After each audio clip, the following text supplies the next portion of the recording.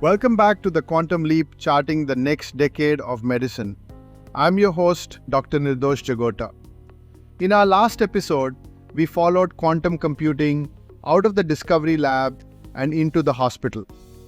We met the quantum doctor, quantum machine learning applied to genomics, to imaging, to the logistics of care. We stood inside the Cleveland Clinic, where an IBM Quantum System 1 is running real biomedical research. Today, we ask the question that everything else depends on. A machine gives a recommendation about a human life. Why should anyone believe it? This is the black box dilemma. And it is, I would argue, the single greatest obstacle standing between these technologies and the patients who need them.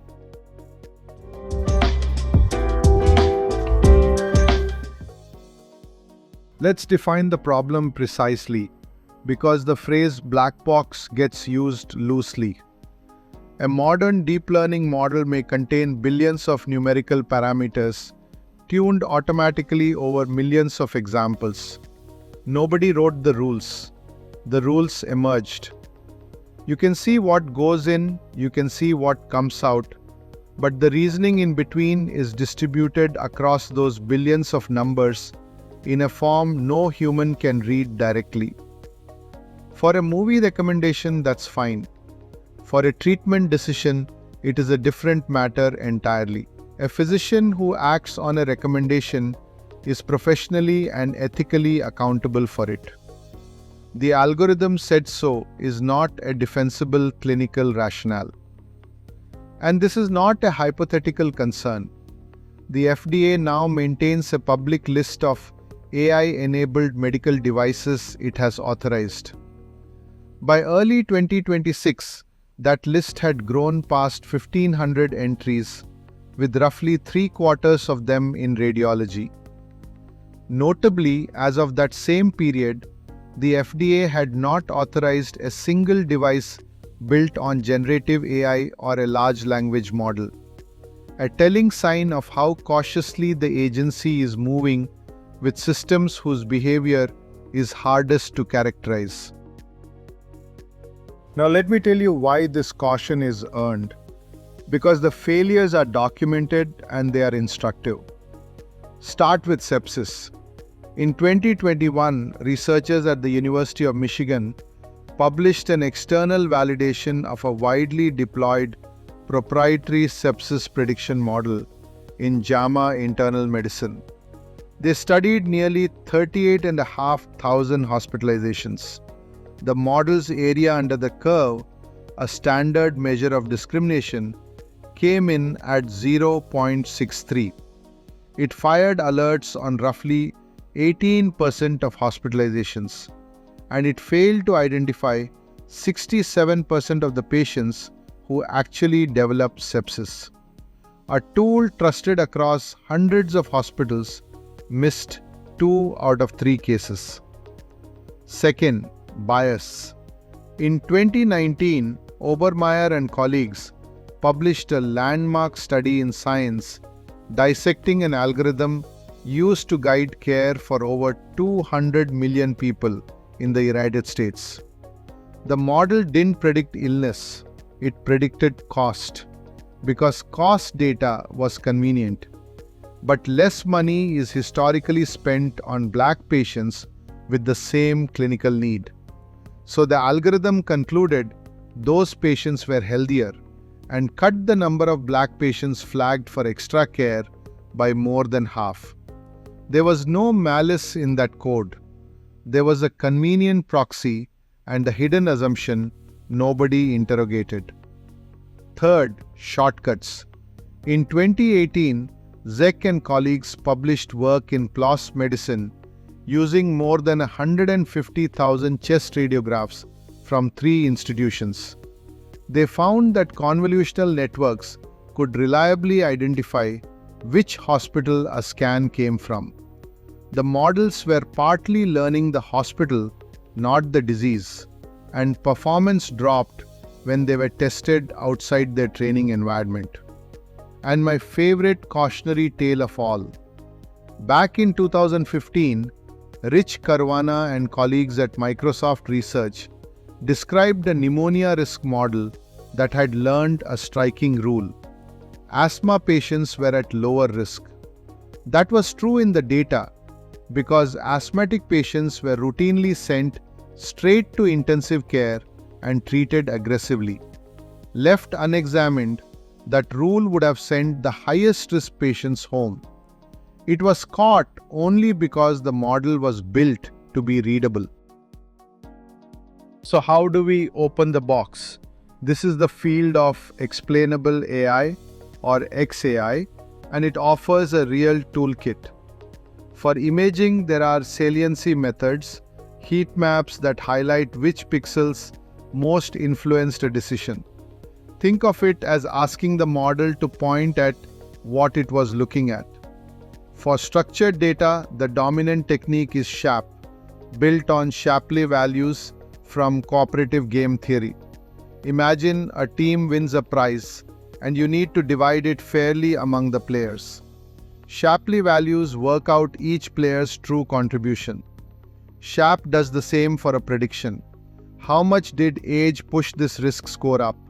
How much did creatinine push it down?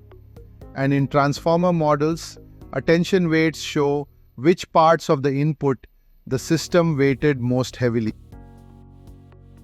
But I want to be careful here because explainability is often oversold. In 2018, Adebayo and colleagues published a paper at NeurIPS with the wonderfully blunt title, Sanity Checks for Saliency Maps. They randomized a model's weights, destroying everything it had learned, and found that several popular saliency methods produced visually similar maps anyway.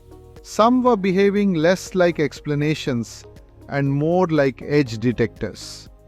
A convincing picture is not proof of understanding, which is why Cynthia Rudin argued in Nature Machine Intelligence in 2019 that for high-stakes decisions, we should stop trying to explain black boxes after the fact and instead build models that are inherently interpretable from the start. That debate is very much alive. Regulators, meanwhile, have stopped waiting. In January 2025, the FDA issued its first draft guidance on using AI to support regulatory decision-making for drugs and biological products. Its central idea is elegant: a risk-based credibility assessment framework anchored to context of use.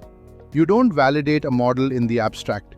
You establish how much evidence it needs based on what decision it influences and how much that decision matters. In September 2024, the European Medicines Agency had adopted its reflection paper on AI across the medicinal product lifecycle, emphasizing interpretability, human oversight, and full traceability under GXP. And in January 2026, the FDA and EMA jointly published 10 guiding principles of good AI practice in drug development: human-centric design, risk-based assessment, data governance, life cycle management, transparency. They are not binding law, they are the yardstick. On devices, the FDA finalized its guidance on predetermined change control plans in December 2024, a genuinely clever mechanism that lets a manufacturer pre-specify how a model may be updated, so an evolving system doesn't require a new submission every time it learns. In Europe, the AI Act sets the hardest deadlines. Under the Digital Omnibus Agreement reached in May 2026, obligations for standalone high-risk systems shift to December 2027, and for AI embedded in regulated products like medical devices to August 2028. And transparency is arriving through the back door too. The United States rule governing certified health IT now requires predictive decision support tools to disclose 31 source attributes in plain language: what data trained it, on whom, and how it was validated. Alongside that, the Coalition for Health AI launched a public model card registry in early 2025 with health systems including Cleveland Clinic, Providence, and Kaiser Permanente. Think of it as a nutrition label for clinical algorithms. Now, what about quantum? Here I must be direct. If a deep neural network is hard to interpret, a quantum machine learning model is harder still. Its computation lives in superposition and entanglement, states that have no clean classical narrative. Explainability for quantum models is an open research question, not a solved one. Anyone who tells you otherwise is selling something. The honest conclusion is this: trust is not a property of a model, it is a property of a system. Rigorous external validation on populations you didn't train on, continuous monitoring for drift, transparent documentation, clear human accountability. Explainability is one instrument in that orchestra, not the whole symphony. The regulators are not the obstacle to this future. Done properly, they are the reason it will be allowed to arrive at all.